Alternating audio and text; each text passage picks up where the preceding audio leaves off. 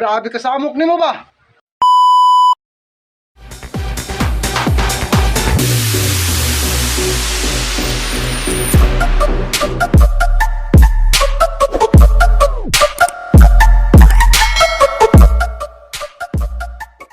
Guys, dagan kay kog nadunggan nga istorya ba. Kani para ni sa tanan. Babae, malalaki man, mabakla man, matumboy man. O unsa ka man nga pagkatao. Nani daw ko no.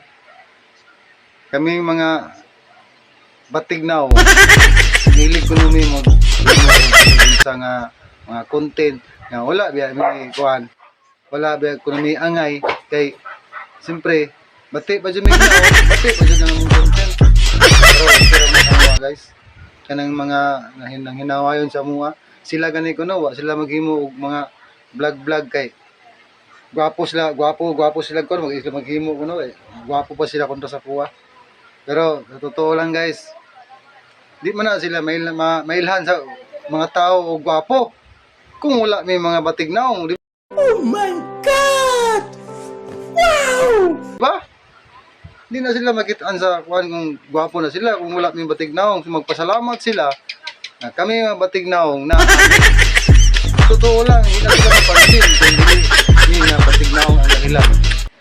Mao to yung mga adunggan ako nga kuan, pero wala mo problema sa kuha na. Ako, isa lang akong kasing-kasing. Pero daghan kayong gimahalan eh. Oh my God! Wow! Halos tibuok kalibutan. Number 1 ang nagabuhat sa kalibutan. Ora na ako ang masturya. Tapos anak po sila sa kuha. Ganito. Ako kuno, tigulang na. Bati pa jud na o. Gibungot pa jud, muti na. Wala na do ko ikuan sa kong kagalingon. Tungod na sa akong pagpaningkamot. Nakalimtan ang kagalingon, gumikan sa akong pagpaningkamot. Oh my God! Wow! Kami mga pobre.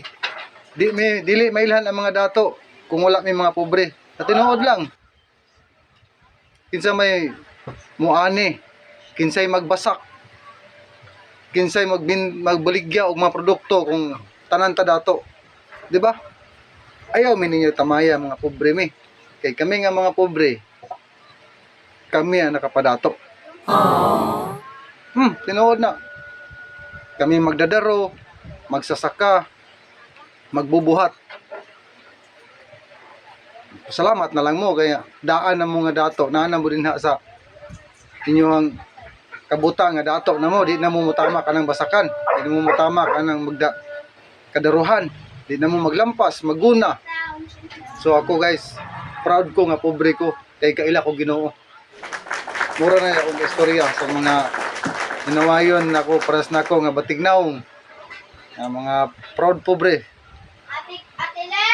Pobre to be a Filipino, proud to be a Filipino. Sa mong kami kay nimo oy.